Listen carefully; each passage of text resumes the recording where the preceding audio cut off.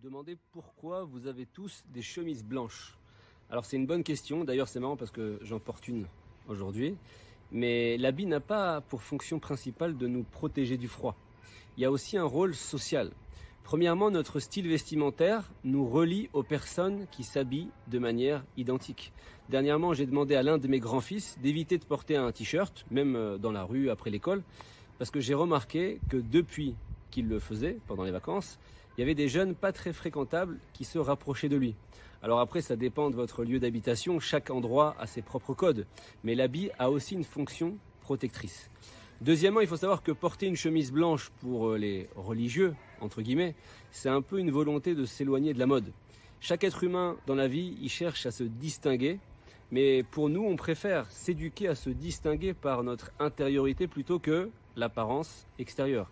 Alors au lieu d'impressionner l'autre par un vêtement de luxe, une super belle montre, on enseigne, on cherche à se démarquer par des traits de caractère, comme la générosité, l'humilité, etc.